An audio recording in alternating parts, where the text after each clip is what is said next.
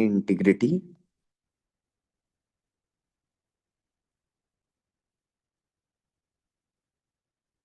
इन public life. Public life.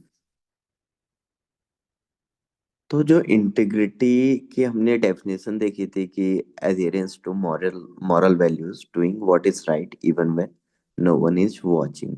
जब कोई आपको नहीं देख रहा है तब भी आप वैसे ही हो जैसे आप अदर टाइम्स। तो पहले तो इंट्रोडक्शन।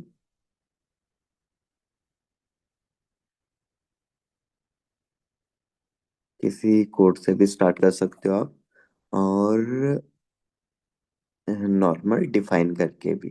तो integrity is in public life is a crucial aspect किसी भी एथिकल गवर्नेंस के लिए and for a responsible leadership. तो इंटीग्रिटी में काफी हाई मॉरल वैल्यूज होते हैं, एथिकल एंड स्टैंडर्ड होते हैं, डिसीजंस अच्छे होते हैं एंड पब्लिक के साथ बढ़िया इंटरेक्शन। तो पहले तो आप इंट्रोम adherence to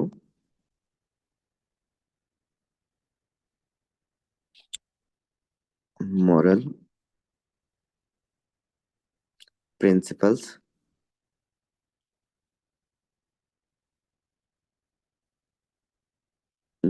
doing what is right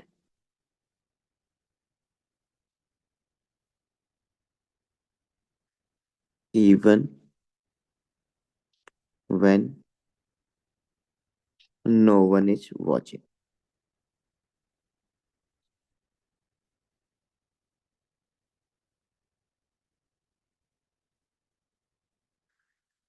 अब इंटीग्रिटी का सिग्निफिकेंस क्या है इन पब्लिक लाइफ?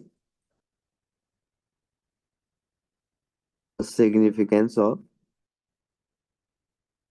इंटीग्रिटी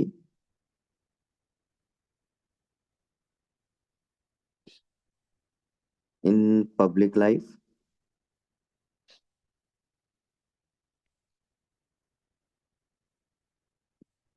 पहले तो पब्लिक ट्रस्ट को बिल्ड करने के लिए।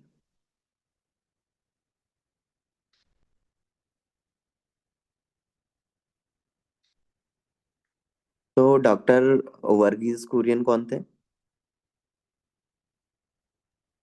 ट्रिब्यूलेशन। हम्म। एग्जाम्पल, ये अमूल के अमूल। फाउंडर भी थे। अमूल कॉर्पोरेट। हाँ, चेयरमैन भी थे। ठीक है। एग्जाम्पल, वर्गीज कुरियंस लीडरशिप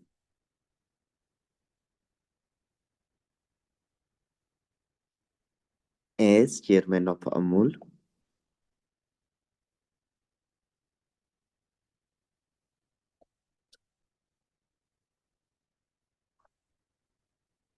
तो इन्होंने काफी कमिटमेंट एंड ट्रांसपेरेंसी से काम किया, फार्मर्स के बीच ट्रस्ट बिल्ड किया, to found a dairy cooperative.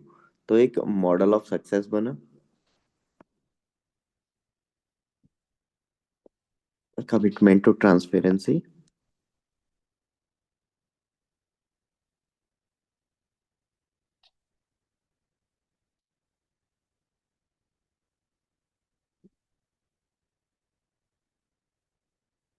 And fair treatment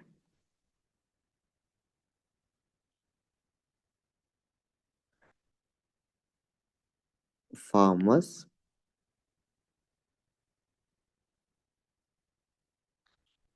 build built immense public trust.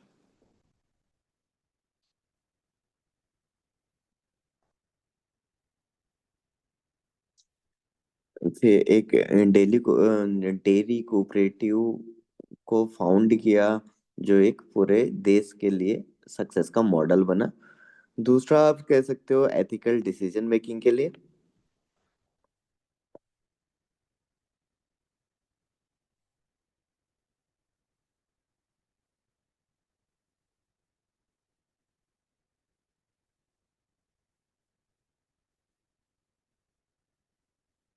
Ethical decision making में इंटीग्रिटी गाइड करती है पब्लिक ऑफिशियल्स को कि to prioritise the well being of public over personal gain.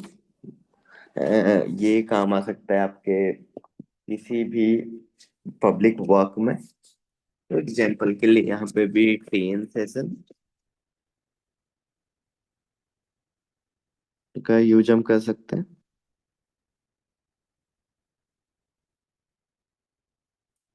ACI थे, तो इन्होंने political pressure को नहीं माना और for a free and fair election prioritize किया the public good over personal gain. Model MCC.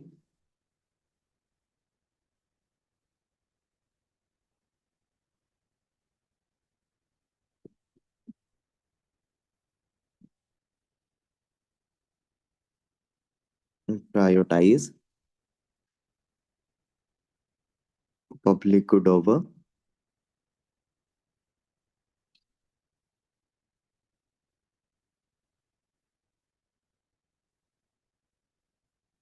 Personal gain.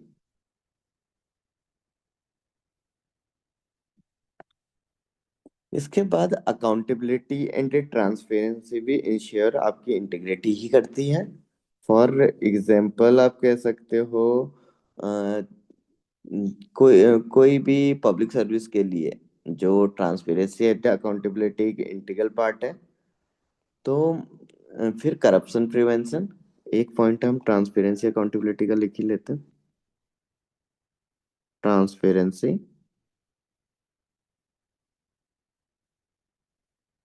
And accountability.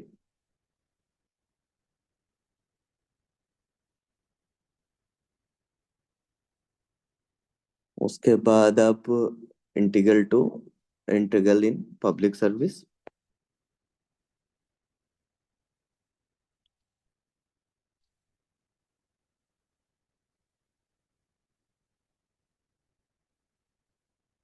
And corruption and prevention, जहाँ पे अशोक खेमका का भी एग्जाम्पल डाल सकते हो।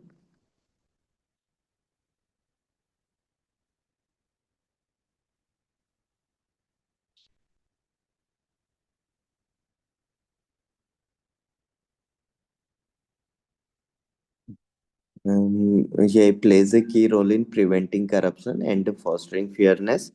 एग्जाम्पल अशोक खेमका।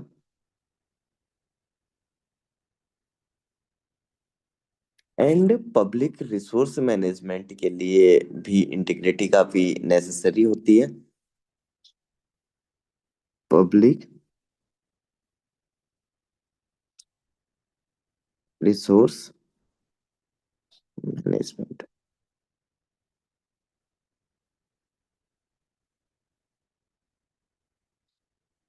एग्जाम्पल के लिए आप दिल्ली मेट्रो वाला देख सकते हो, श्रीधरन।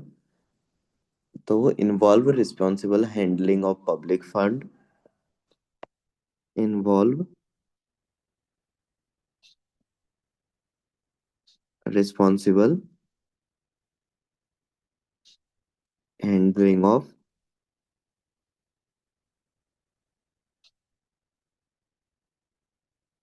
Public fund. एग्जाम्पल ई श्रीधरन।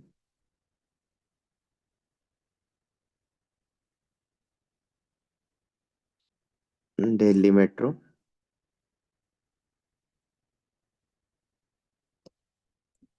तो फेयर एंड इम्पार्शियल सर्विसेज के लिए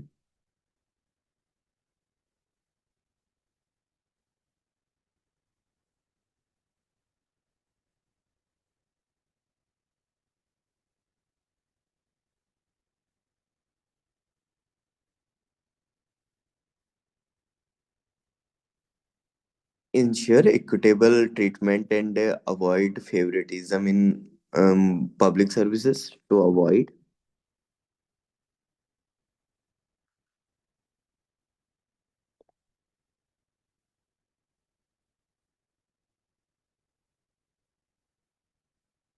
public services यहाँ पे आप किरण बेदी का एग्जांपल डाल सकते हो।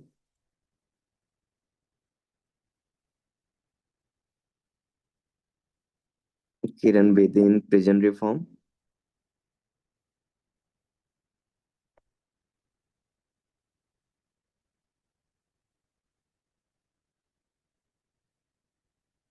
एक लास्ट पॉइंट आप लिख लो, रूल ऑफ लॉ का adherence. Rule of law adherence,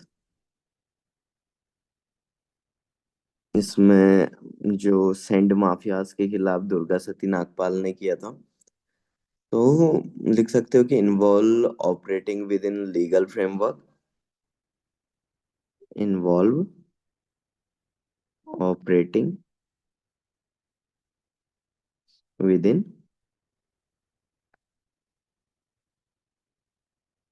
legal framework. Example IAS Durga सती नागपाल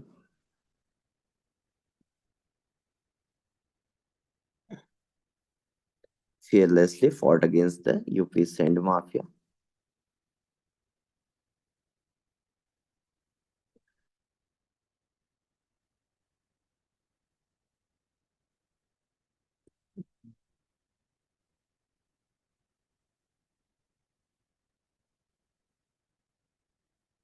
उसके बाद और भी हो सकते हैं, जैसे पॉजिटिव ऑर्गेनाइजेशनल कल्चर या public service motivation, conflict of interest. But हम 6 7 डिस्कस करते हैं। अब हम देखते हैं इंटीग्रिटी कैसे इंश्योर की जाती है। जैसे इंटीग्रिटी इम्पैक्ट गवर्नमेंट ऑफिशियल्स के लिए या और किसी ऑर्गेनाइजेशन के लिए।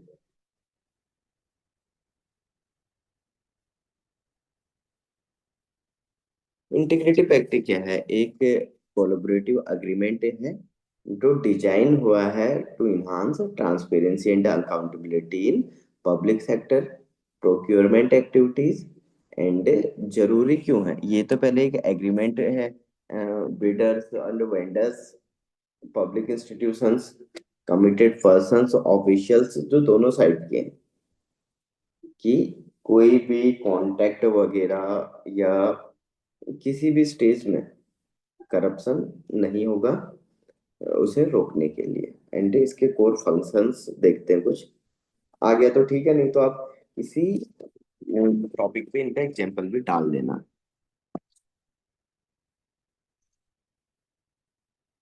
Collaborative agreement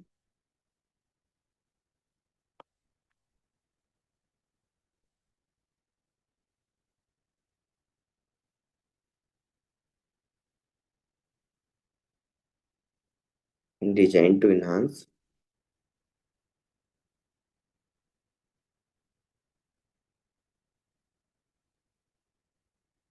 transparency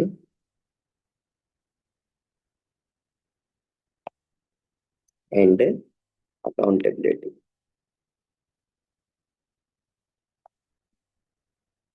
in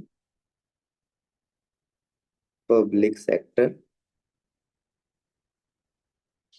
procurement activities. तो जरूर किस किस के बीच में है?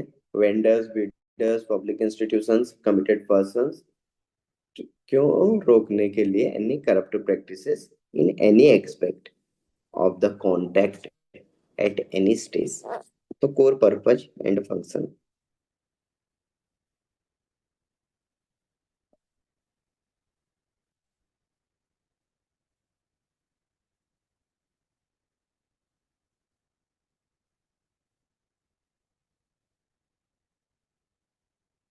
प्राइमरी ऑब्जेक्टिव क्या है? To act as a safeguard against corruption.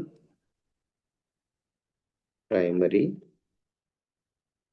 Objective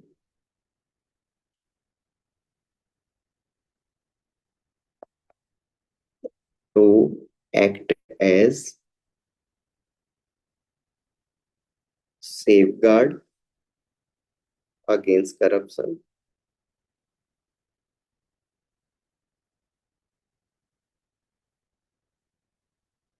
and misconduct.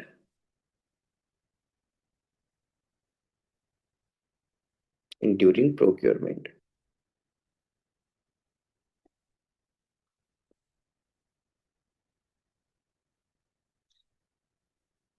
Proactive approach है to prevent irregularities. Approach to prevent irregularities and ensure adherence to all regulations and ethical standard. Ensure adherence to regulations and ethical standard.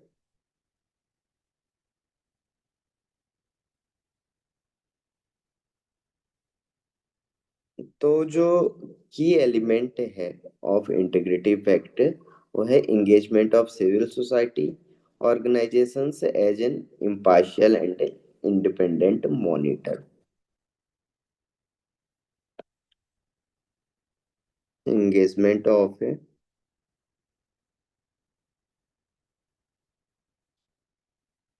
CSO civil society organization as an impartial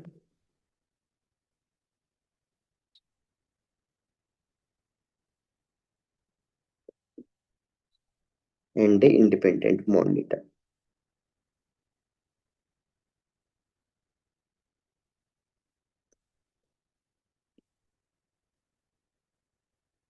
अब public procurement का importance क्यों है? तो public procurement सारे financial transactions या कोई भी PDS के मैकेनिज्म में आप देख सकते हो.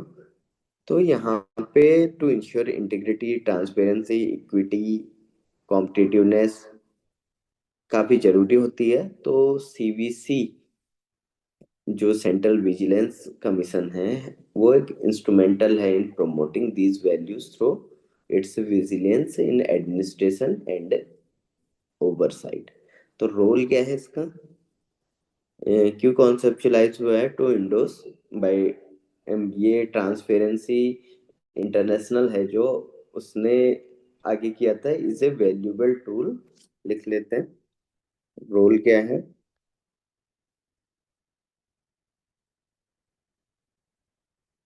To valuable tool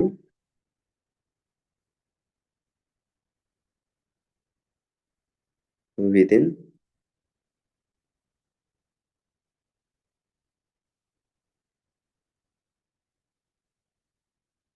A broader framework against corruption.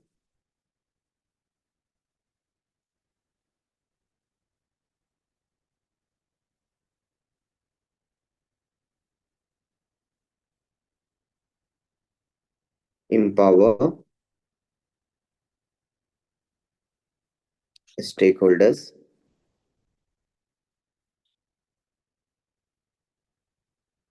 to prevent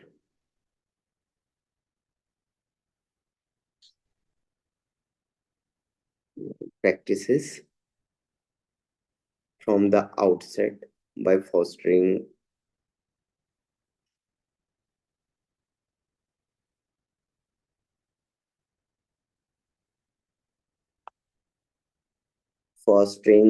a culture of accountability and ethical behavior.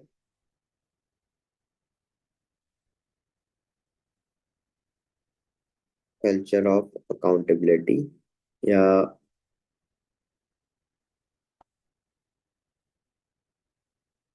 and ethical behavior. जो CVC है has recommended CVC ने रिकमेंड किया है हमेशा कि इंटीग्रिटी पैक्ट को अडेप्ट करो to provide fundamental guidelines and इसका इम्प्लीमेंटेशन सिग्निफिकेंट है किसी भी पब्लिक प्रोक्योरमेंट या गवर्नमेंट प्रोक्योरमेंट के उसमें। तो एक इंटीग्रेटिव प्रैक्टिका था। कुछ सेकंड एआरसी की रिकमेंडेशंस हैं। सेकंड एआरसी रिकमेंडेशंस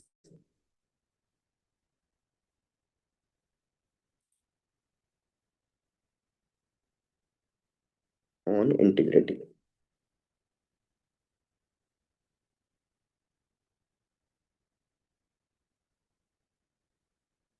तो सेकंड एआरसी ने रिकॉग्नाइज किया है इंटीग्रिटी को as an effective for ethical governance.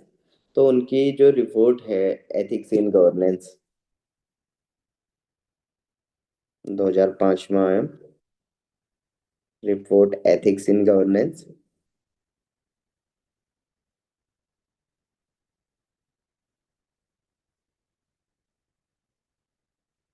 तो इसने इम्पोर्टेंस दिखाया the culture of integrity in public services और काफी मेजर्स रिकमेंड किए टू अचीव दिस गोल।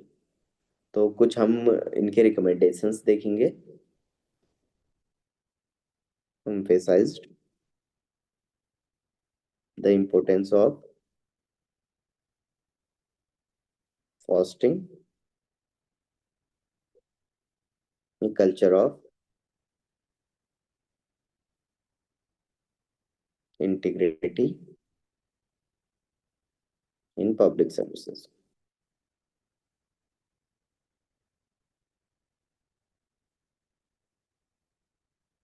तो जो कुछ रिकमेंडेशंस हैं इनकी, पहले इसमें देखते हैं हम स्टेपनिंग एथिकल फ्रेमवर्क।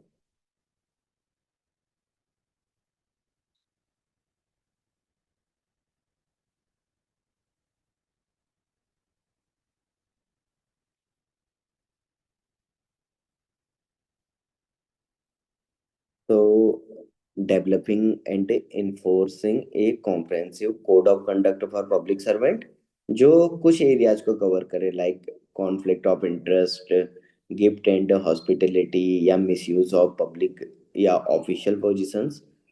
तो एक इंडिपेंडेंट एथिक्स कमेटी की बात की थी इन्होंने within government organization to provide governance and resolve ethical dilemmas and promote करना ethical leadership through training and development programs in public services. पहले इसमें हम लिख लेते हैं establishing example, establishing independent ethics committee.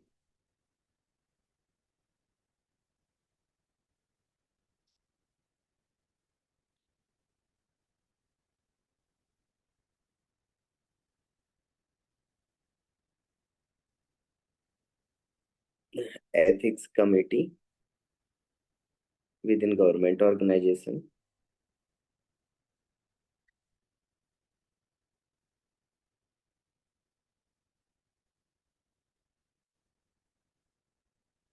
to provide ethical guidance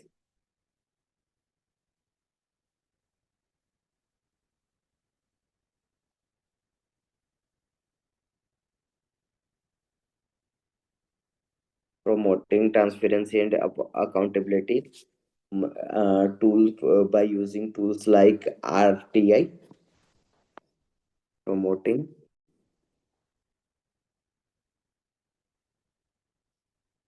transparency and accountability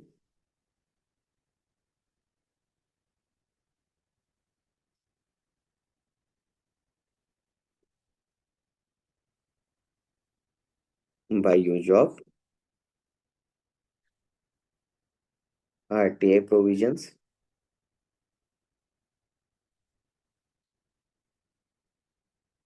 for proactively providing information to public and enhancing transparency in decision making processes या public procurement के procedures में whistle blowers को strengthen करना, protection mechanism provide कराना to report corruption and wrong doings. तीसरा institutional reforms की भी बात की थी।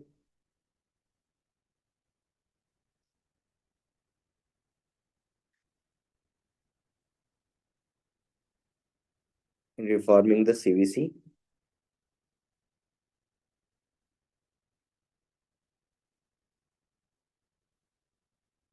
to enhance its independence and effectiveness in investigating corruption cases.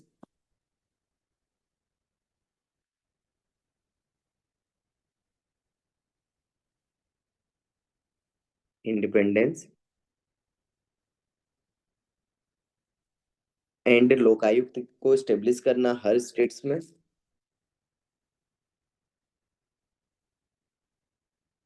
Lokayukta in every state.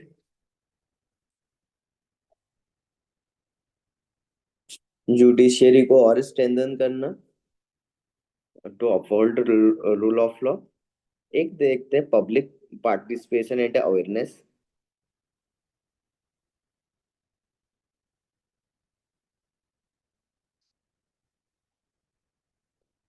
And awareness ये सब रिकमेंडेशन से है. क्वेश्चन ऐसे आता है कि इंटीग्रिटी कैसे पब्लिक सर्विसेज में यूज होती है और इसे हम कैसे स्ट्रेंथन कर सकते हैं. तो आप सेकंड एआरसी के रिकमेंडेशन से लिख सकते हो इस आंसर को. तो encouraging active public citizen partnership in monitoring public affairs, promoting public awareness about ethical principles, yes, supporting CSOs working on anti-corruption and good governance initiative. So, encouraging active citizen partnership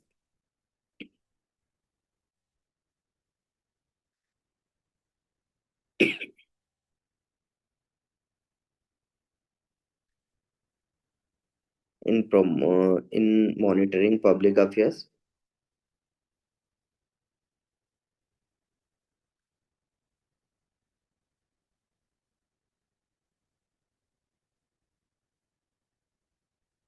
The role of media.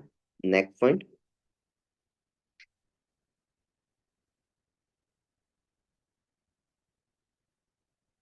supporting media's role in exposing corruption and unethical practices, promoting responsible journalism that uphold ethical standard and avoid sensationalism, promoting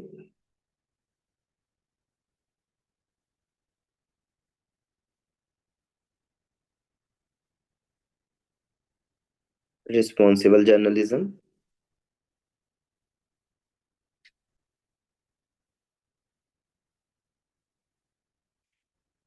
that uphold ethical standard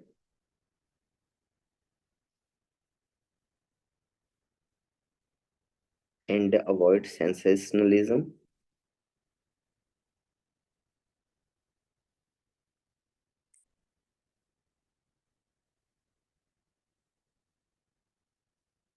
फिर एक long time perspectives की बात की थी कि long time में कैसे integrated develop हो सकती है, like investing in education and social development to create a more ethical and responsible citizenry, promoting values like integrity, honesty, accountability from younger age, and building a strong foundation for ethical governance, which require continuous effort for a long-term commitment, long-term perspective.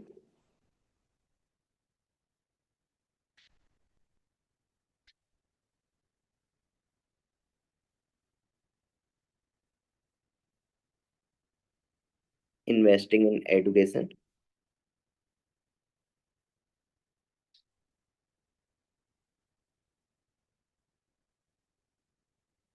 and social development.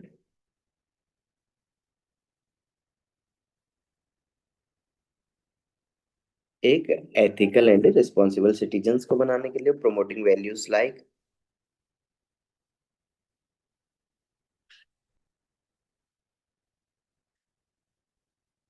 Honesty, integrity and accountability from younger age.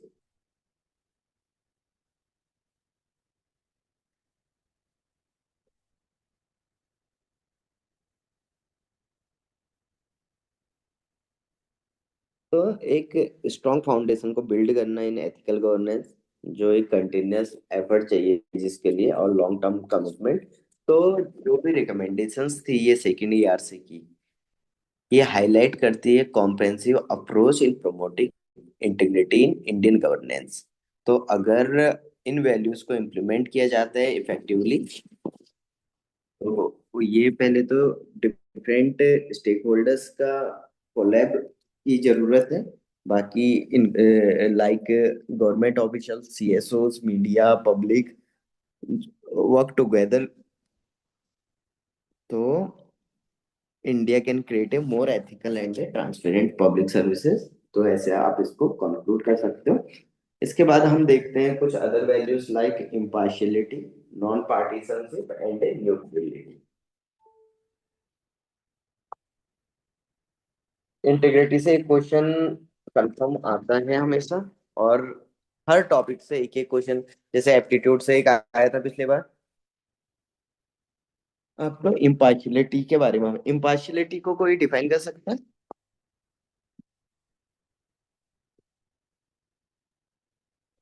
The quality of being impartial and take decisions based on facts and evidences. Okay, मतलब मतलब अगर Indian, not guided by the मतलब prejudice and stereotypes. मतलब personal बाइस, prejudices, favouritism. तो ये एक cornerstone है फॉर गुड गवर्नेंस, ठीक है, एंड क्रूशियल है for ensuring fairness, justice and equal treatment. तो इंट्रो आप अपने हिसाब से लिख सकते हो। इम्पार्शियलिटी,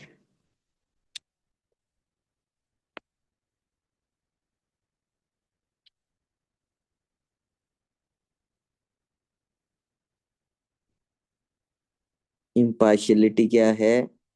एक principle of making, principle of making decisions and acting without any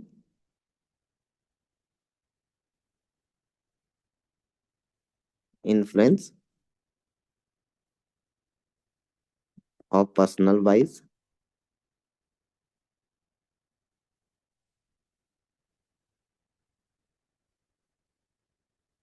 prejudice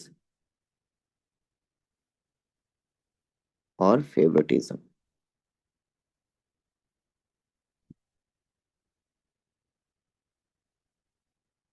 तो एक कॉर्नरस्टोन कह सकते हो आप गुड गवर्नेंस का, and crucial for ensuring fairness, justice and equal treatment for all citizens irrespective of religion, caste, ethnicity, gender and other social affiliation. तो key aspect जो impartiality के हैं वो है की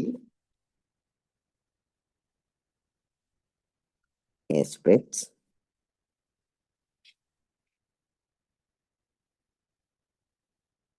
एक तो fair treatment,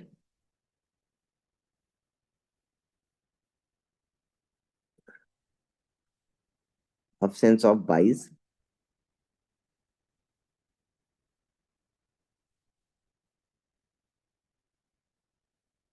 consistency,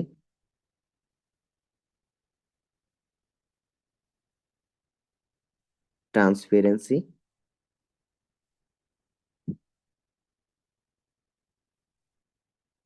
and independence।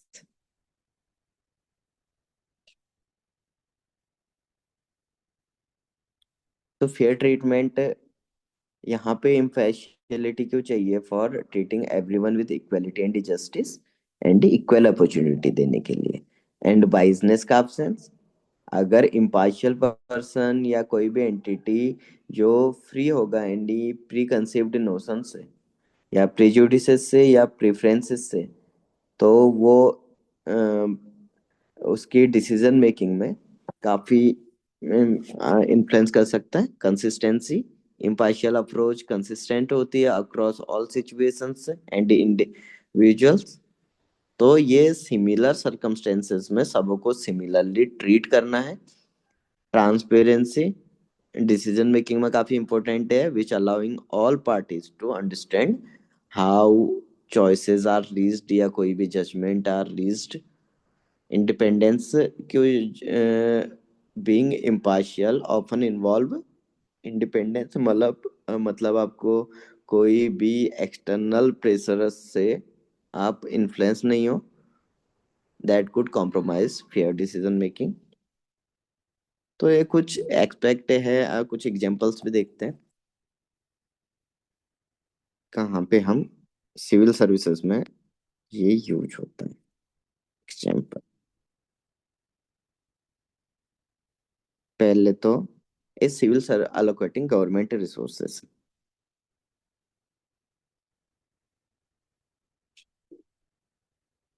Government resources,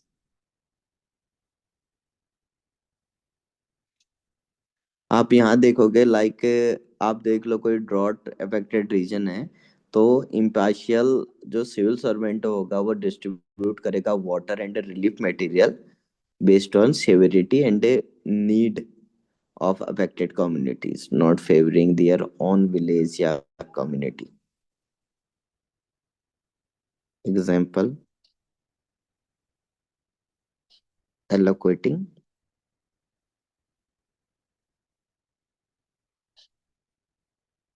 relief material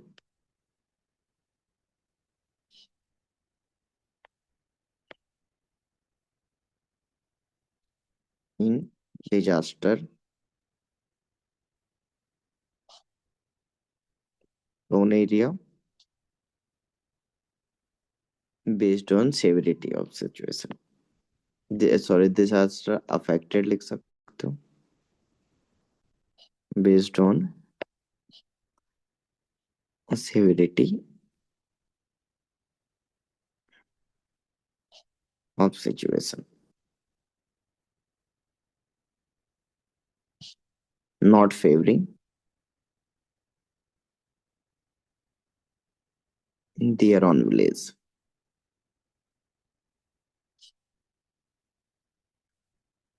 and जज जब रिक्यूज कर लेता है, जज presiding over court cases,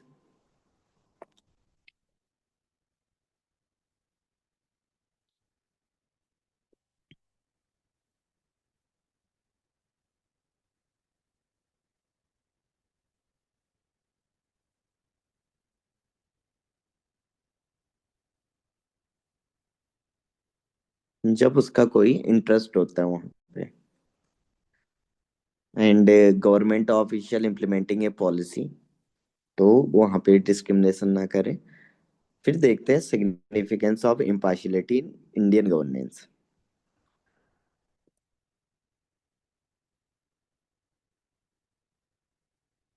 significance of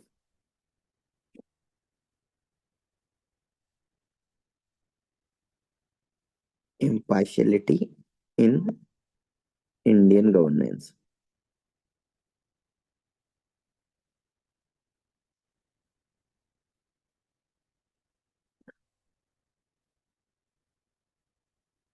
तो पहले तो इम्पार्शियलिटी क्या है, the principle of making decision and acting based on, जो आपने बोला, objective criteria.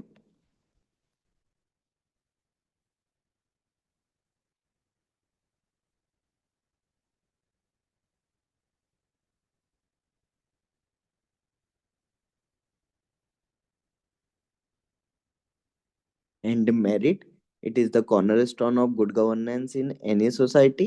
It is particularly significant for diverse and complex situations and countries like India, जहाँ पे fair and just डिसीजन जो है सिटीजन्स के लिए काफी इसेंशियल है for maintaining social harmony and national progress. तो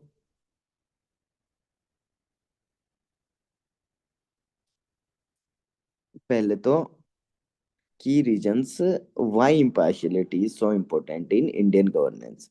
पहले तो अपहोल्डिंग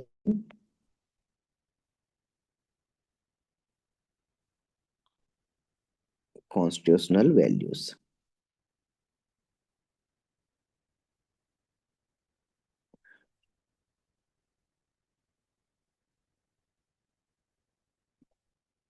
इंडिया का जो कॉन्स्टिट्यूशन है वो सबको फंडामेंटल राइट्स की गारंटी देता है, इक्वलिटी की बात करता है रिगार्डलेस ऑफ देयर बैकग्राउंड। तो इम्पार्शियलिटी इंश्योर करती है कि these rights are upheld in practice, so that no individual or group is discriminated against the या denied their due processes जो हमारे कॉन्स्टिट्यूशन में है। ड्यू प्रोसेस एग्जाम्पल के लिए an impartial judiciary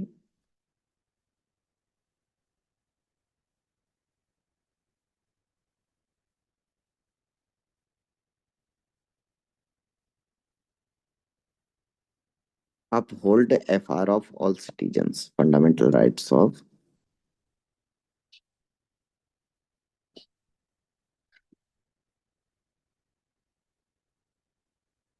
by ensuring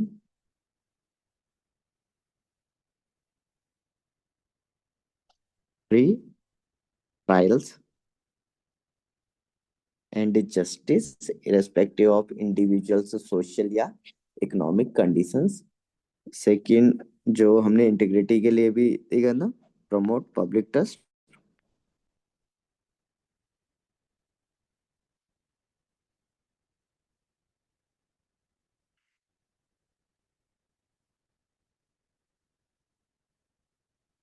When citizens trust that government officials are impartial and fair,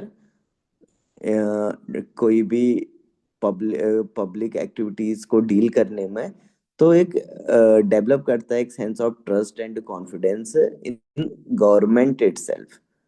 तो trust क्यों जरूरी है? For smooth functioning of democracy that allows government to effectively implement policies and कोई भी initiative जो all sections of society को benefit provide कराए। For example हम इसमें लिख सकते हैं transparent and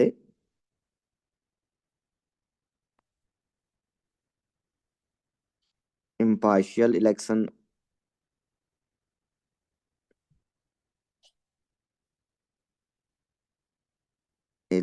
processes ensures that citizen trust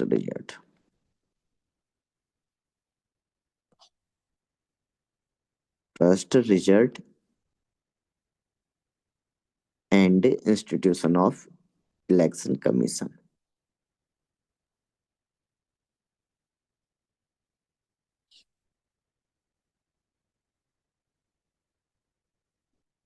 या election commission as institution and democracy as a whole आप बोल सकते हो। एंड फिर next point to ensure efficiency and effectiveness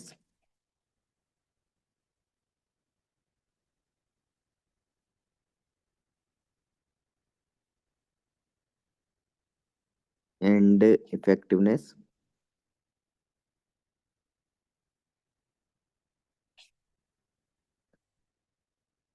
इसमें आप लिख सकते हो कि जब डिसीजन मेकिंग इम्पार्शियल होगी, ये इंश्योर करेगा जो रिसोर्सेस हैं वो फेयरली एलोकेट हो सके based on the needs of population and goals of government. तो इससे क्या होगा? बेटर आउटकम्स आएंगे for all citizens and wastage नहीं होगा रिसोर्सेज का due to favouritism and nepotism. Example impartial allocation of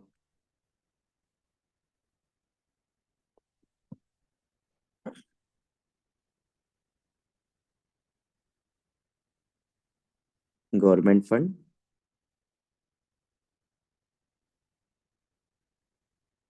ensures that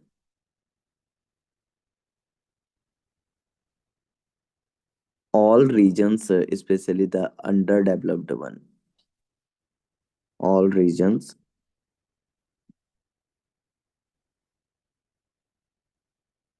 receive necessary resources for development.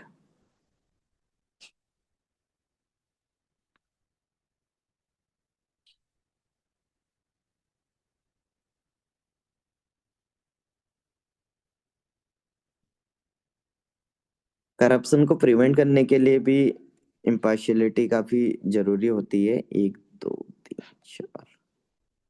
Preventing corruption.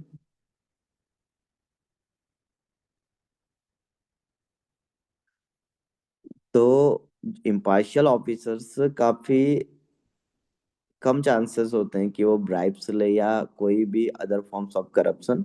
तो ये क्या कराता है, एक क्लीन एंड ट्रांसपेरेंट सिस्टम बनाता है गवर्नेंस का, जहाँ पे डिसीजंस बेस्ड होते हैं मेरिट पे, not for personal gain. Example, transparent tender process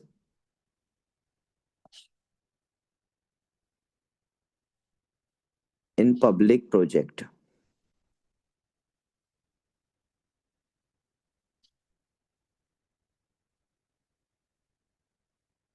prevent corruption.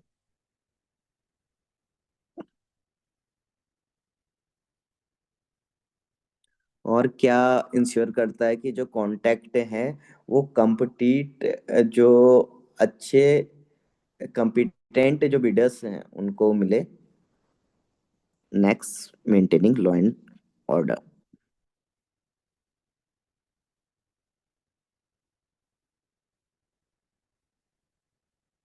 Law and order,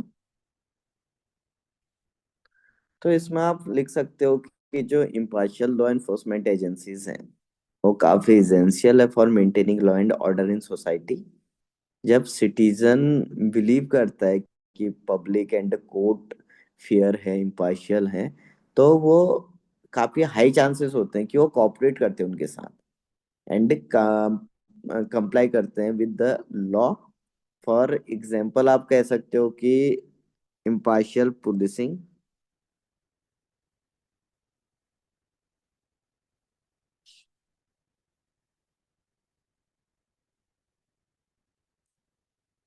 ensures that all communities feel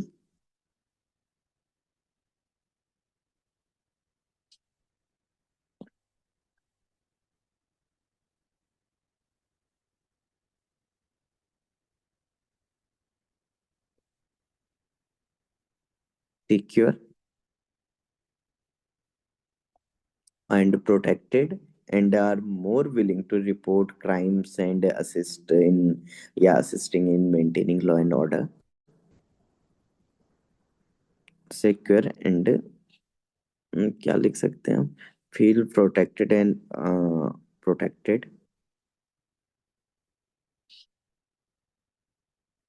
six six point जो है हमारा वो होगा बिल्डिंग सोशल हार्मनी।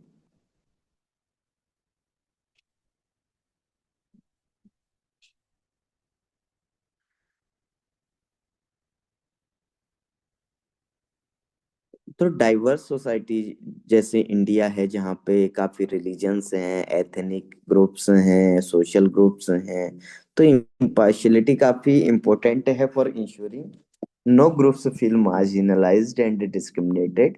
तो ये हेल्प करेगा टू प्रिवेंट सोशल टेंशंस या एक हारमोनियस जो सोसाइटी डेवलप करने के लिए। एग्जाम्पल के लिए आप देखो, impartial implementation of affirmative action।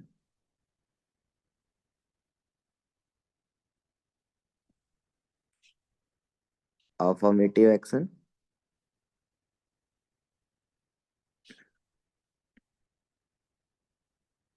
Help करेगा providing helping in providing equal opportunities, equal opportunities to all social group.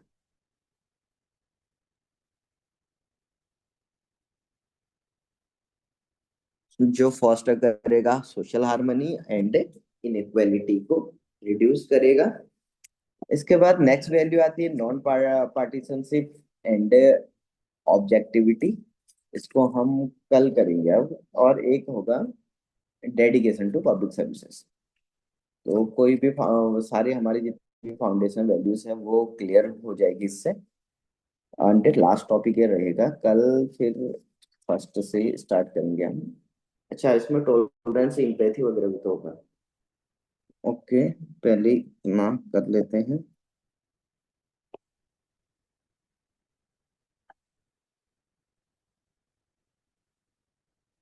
अच्छा, भाव इस भाव भी जुड़ गया। चलो ठीक है, आज के लिए हम इतना ही करते हैं, दो वैल्यूज। फिर next empathy, compassion, tolerance, objectivity and dedication to public services. ये है कुछ डिफरेंसेस देख लेंगे हम। क्या होता है सिंपैथी, एम्पैथी, कंपैशन, कुछ एग्जांपल्स देखेंगे। इतना हमारा ये कवर हो जाएगा। फिर उसके बाद इमोशनल इंटेलिजेंस। इमोशनल इंटेलिजेंस भी टॉपिक है।